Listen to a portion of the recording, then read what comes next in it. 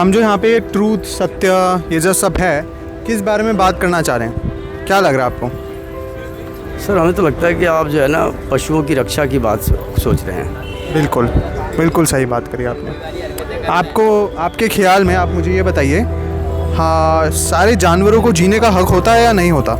बिल्कुल, जब इंसान जी सकता है तो इस पर धरती पर जितने प्राणी हैं उनको भी जीने का हक बनता है। बाकी जो हमारी जीवन में जो काम आने वाली चीज़ें हैं, जैसे गाय हो गई, तो ये बहुत बड़ी ज़रूरत होती है हमारी गाय, क्योंकि गाय दूध देती है तो उससे हमारे बच्चे पलते हैं, उससे हम लोगों को पीने से, खुद को सेवन करने से कैल्शियम बनती है। तो पशुओं में सबसे पहले रक्षा तो हमारी गौ को करनी ज़रूरी है। गौ माता की रक्षा करना बहुत ज़रूरी है। ठीक, ओके, मैं आपकी बात समझता हूँ, पर मैं आपसे गौ माता की बात करने से पहले ये पूछना चाहूँगा कि आप जानवर खाते हैं? सर देखिए, जानवर तो आप झूठ बोलना ठीक भी नहीं है। जानवर में मैं थोड़ा सा सेवन करता हूँ, ऐसी बात नहीं है जी। जानवर मैंने जैसे चिकन वगैरह का सेवन करते हैं, मछली का भी सेवन करते हैं।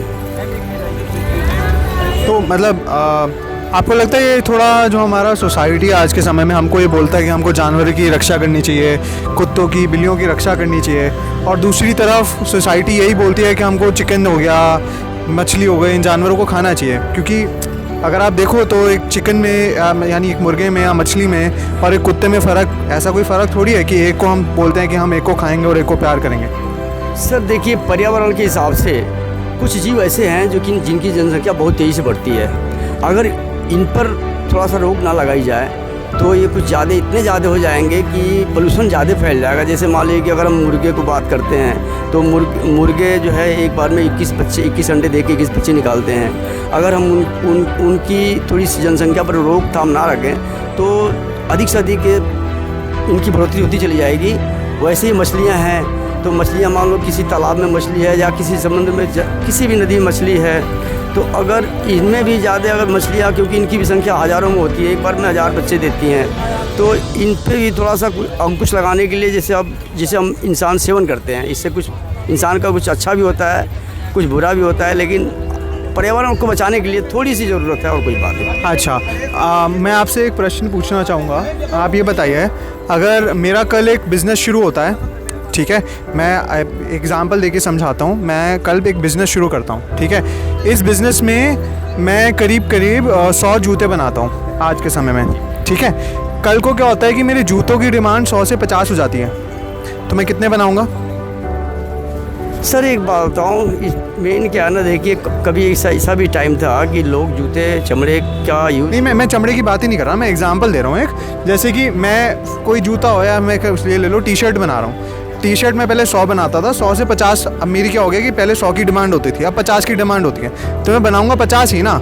ये तो नहीं कि पहले की तरह 100 बनाऊंगा। नहीं, ये तो बात आपकी सही है। हाँ जी, कि भाई जैसी आवश्यकता होगी वैसे आदमी अपनी प्रोडक्शन को बढ़ाएगा। सही बात। और ये जो आपके चिकन होते हैं, मुर्गे होते हैं, आपके बकरे होते हैं, गायें होती हैं, ये सारे जानवर हैं ना, इनकी जनसंख्या भी इंसान ही डिसाइड करता है, ठीक बात। क्योंकि क्या होता है कि हर साल इन जानवरों को ये खुद ब्रीड नहीं करते, आर्टिफिशियली ब्रीड कराता है और इंसान ब्रीड कराता है। तो आप जो कह रहे हैं ना कि मतलब इनकी पॉपुलेशन बढ़ जाएगी, ये नहीं होगा। क्योंकि अगर हम अपना फॉर एग्जांपल हम अपनी धीरे धीरे करके डिमांड कम करेंगे, आगे जाते जाते क्या होगा कि इनका जो सप्लाई होगा वो भी उस हिसाब से होएगा। इनका सप्लाई भी, जो सप्लाई करने वाला है वो भी कम हो जाएगा। समझ रहे हैं आप बात मेरी? बात सही सर। ऐसा इस बात में दम है कि जो हम आर्टिफिशियल, जैसे हम कोई से अपने तरीक़े से किसी की जनसंख्या बढ़ाते हैं तो हमारी इसमें स्वार्थ है, लेकिन ऐसा ये उचित नहीं है। बाकी आपका बात से हम सहमत भी हैं कि इन सब चीज़ों की शेप रखना भी ज़रूरी है। बाकी अच्छा ठीक है, एक तो ये हो गया आपका चिकन इंडस्ट्री के बारे में। फिर आपने कहा कि हमको गौ माता की रक्षा करनी चाहिए और गौ माता के लिए काम करना चाहिए। तो मैं आपसे ये समझना चाहता हूँ कि जैसे कि हम कहते हैं कि गौ माता की तो रक्षा करनी चाहिए, पर दूसरी तरफ ये बताइए, गौ हो यानी कि गाय हो, और एक फॉर एग्जांपल एक कुत्ता हो या फिर एक कोई भी मुर्गा हो, इन सब जानवरों में ऐसा क्या फ़र्क है कि हम इन सब जानवरों में इतना भेदभाव करते हैं? मतलब कोई तो एक फ़र्क होगा कि जो हमारे ख्याल में बहुत ज़रूरी फ़र्क है कि हम सारे जानवरों में इतना भेदभाव करते हैं। कुत्तों के साथ खेलते हैं, कुछ गायों को माँ मानते हैं, ठीक है, और फिर बकरे हो गए या फिर मुर्गे हो गए, इनको तो पैदा करके काट देते हैं। ऐसा इनमें क्या फ़र्क है इन जानवरों में? सर इसमें फ़र्क तो ऐसा कुछ तो फ़र्क है सर। इसमें फ़र्क ये है कि देखिए, जैसे अब कोई मरीज़ होता है, बहुत कमज़ोर हो जाता है, तो लोग बताते हैं कि बकरे का पाया पैर का जो टंगड़ी होता है उसको खाने से बहुत जल्दी श्वास में परिवर्तन आता है, क्योंकि उससे उसकी इम्यूनिटी बढ़ती है। तो हमारे हिसाब से तो इतना ही ऐसा उचित लग रहा है, बाकी देखिए आप जैसा समझें। हाँ ठीक है, मतलब देखिए आपने जो बात कही ना, ऐसे तो चाइना में भी क्या कहते हैं लोग कि जैसे गाय हो गए या फिर कुत्ते हो गए, ऐसे जानवरों के कुछ बॉडी पार्ट्स होते हैं, खाने से इंसान सही हो जाता है, सेहतमंद हो जाता है। पर बात सेहत की है ही नहीं यहाँ पे, बात इन जानवरों के हक की है। ठीक है, जितना हक हम लोगों को इस दुनिया में जीने का है, उतना ही हक एक बकरे को है, उतना ही हक एक मुर्गे को है। इन जानवरों में और हम में ऐसा क्या फ़र्क है कि हम इनको ऐसे ट्रीट करते हैं कि मतलब इनको हर साल पैदा करते हैं, इनको छोटे छोटे केजेस में रखते हैं और फिर इनको काट देते हैं। समझ रहे हैं आप बात मेरी? तो ऐसा क्या फ़र्क क्या है कि मतलब एक तो फ़र्क होता है कि हमको बताया जाता है कि स्टार्टिंग से कि हमको इनको खाना है या फिर एक चीज़ करते जानी है, परंतु कोई एक फ़र्क होगा ना जिसके कारण हम ये करते हैं। मैं ये समझना चाह रहा हूँ आपसे। सर इसमें फ़र्क तो हम क्या बताएं आपको, इसमें हर जीव से कुछ न कुछ हमको लाभ है, और जीव को रखना भी अच्छी बात है, क्योंकि जीव धरती पर जितने भी प्राणी हैं, जितने भी जीव जंतु हैं, इनकी रक्षा करना मनुष्य का ही धर्म है। क्योंकि मनुष्य ही ऐसा प्राणी है जो धरती के ऊपर जितने भी प्राणी हैं, जितने भी जलचर, थलचर, नभचर हैं, इनके ऊपर कंट्रोल इंसान ही कर सकता है। क्योंकि इंसान जो है बुद्धिजीव है और बोल भी सकता है। बाकी कई जीव ऐसे हैं जो कि समझते तो हैं लेकिन बोल नहीं पाते हैं, अपनी व्यथा को मैंने समझा नहीं पाते हैं। एक मनुष्य ही जो कि सब कुछ समझता है, जीव के बारे में, हर प्राणी के बारे में, हर जीव के बारे में, अच्छे बुरे भले के बारे में, प्लस कर भी सकता है, सक्षम है। तो इसके हिसाब से हमें तो ये कहने का लास्ट मतलब यही होगा कि सबको मिलके जीवों की रक्षा करनी चाहिए। और जो भी अगर खाता पीता हो, कोई चिकन का, कोई बकरे का, कोई गाय का, कोई मछली का सेवन करता है, तो कोशिश करना चाहिए कि जितने अधिक से अधिक इस पर कंट्रोल करके इंसान अपने आप को शाकाहारी बनाए और सारे जीवों पर दया दृष्टि बरकरार। ठीक बात। हम यहाँ पे शाकाहारी की बात नहीं कर रहे सिर्फ, मैं आपको एक पॉइंट रह गया जो बताना चाहता हूँ। हम यहाँ पे वीगनवाद की बात कर रहे हैं। आपको पता है वीगनिज्म या वीगनवाद क्या होता है? सर थोड़ा सा इसको क्लियर कीजिए। वीगनवाद यानी होता है कि हम कहते हैं कि हमको जानवरों से आने वाली किसी चीज़ का इस्तेमाल नहीं करना होता। हम यहाँ पे सिर्फ मांस मच्छी की बात नहीं कर रहे, हम ये भी बोल रहे हैं कि हमको जैसे गाय का दूध हो गया, भैंस का दूध हो गया, ठीक है, चमड़ा हो गया, चमड़ा का इस्तेमाल नहीं करना चाहिए, या फिर हमारा ऊन हो गया, ऊन का इस्तेमाल नहीं करना चाहिए, रेशम हो गया। जो भी चीज़ें जानवरों से आती हैं उन चीज़ों का इस्तेमाल नहीं करना चाहिए, क्योंकि ये जो भी चीज़ें हैं इन चीज़ों के कारण हर एक जानवर पे अत्याचार और शोषण किया जाता है। बिल्कुल, ये बात तो आपने सही बताया।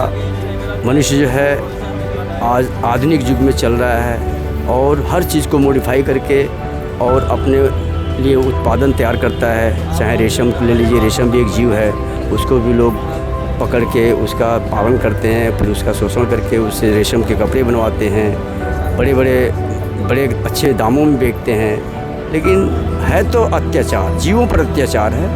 और बाकी सबको एक कॉम्बिनेशन की ज़रूरत है। कौन सी चीज़ को कैसे रखना है उसको इंसान को ही समझना है। बाकी अच्छा, आपको गायों के दूध के बारे में क्या लगता है? हमको गायों का दूध पीना चाहिए?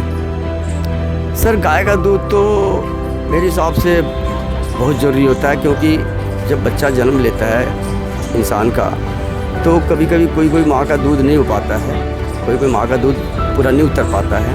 तो गाय का दूध जो है ना, उस कमी को बच्चे को थोड़ा सा मिल जाता है तो उसका जीवन चलने लगता है। नहीं, मैं चलो वो वाला एक इंसिडेंट छोड़ दो, जो एक बच्चे को माँ का दूध नहीं मिलता, उस एक इंसिडेंट को छोड़ दो। आप ये बताइए, जब 2 या 3 साल के हो जाते हैं, जब हम खाना चबा सकते हैं, उसके बाद क्या हम जो एक प्रजाति है, यानी कि इंसान, हम इंसान वाली प्रजाति को एक दूसरी प्रजाति की माता का दूध पीना चाहिए कि नहीं पीना चाहिए? क्योंकि अगर आप पर्यावरण में देखेंगे तो आपको ये पता लगेगा कि आज के समय में कोई भी ऐसा जानवर नहीं है जो दूसरी प्रजाति की माता का दूध पीता है। ये तो खैर आपकी बात सत्य है, लेकिन कई बार ऐसा भी देखा गया है, ये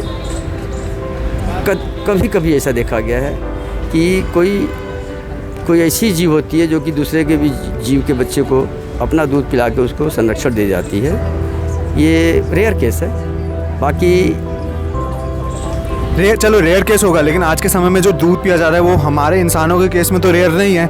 आज के समय में पूरी दुनिया दूध पी रही है। और अब दूध के कारण होता भी क्या है कि दूध पीना क्यों क्रूअल है? दूध पीना इसलिए क्रूअल है क्योंकि हर साल आज के समय में डेयरी इंडस्ट्री में गायों को ज़बरदस्ती प्रेग्नेंट करा जाता है। प्रेग्नेशन जो होता है ना उनका, वो उनके हिसाब से नहीं होता, ज़बरदस्ती उनको प्रेग्नेंट यानी कि गर्भवती बनाया जाता है। उनको 9 महीने के लिए एक बच्चे को अपने पेट में रखना पड़ता है और फिर जब वो बच्चा निकलता है तो उसके बाद हम इंसान उस गाय की बच्चे का दूध जो उस बच्चे के लिए है वो उस गाय से छीन लेते हैं। क्योंकि अल्टीमेटली कोई भी माता जो होती है अपने बच्चे के लिए दूध बनाती है, किसी और प्रजाति के लिए तो दूध बनाती नहीं है ना। अब क्या होता है कि एक समय के बाद क्या होता है कि जो आपके बूढ़ी गायें हो जाती है, आज के समय में बूढ़ी गाय जैसे ही होती है, डेयरी इंडस्ट्री के हिसाब से बूढ़ी होती है, वैसे बूढ़ी नहीं होती। गाय की उम्र 20 से 25 साल होती है, लेकिन क्या होता है गाय का दूध करीब 6 से 7 साल की उम्र में गाय दूध देना कम कर देती है। तो उसके बाद क्या करते हैं ज़्यादातर फार्मर्स, या तो इन गायों को ऐसे ही सड़कों पे छोड़ देते हैं या फिर इनको किसी भी नॉर्थ ईस्टर्न या फिर सदर्न स्टेट्स में दे देते हैं स्लॉटर के लिए। क्योंकि आज के समय में हमारे देश में 28 में से 20 राज्यों में गायों का स्लॉटर बैंड है, लेकिन 8 स्टेट्स में नहीं है। तो इन 8 स्टेट्स में गायें स्लॉटर के लिए जाती है। ये तो मैंने आपको सिर्फ गायों की बात करी। जो बफलोज होते हैं यानी भैंस, जितने भैंस हैं आज के समय में डेयरी इंडस्ट्री में 6 या 7 साल के जैसे ही होते हैं, दूध देना जैसे ही कम हो जाता है, इनको सबको काट दिया जाता है क्योंकि इनका स्लॉटर हमारे देश में लीगल है।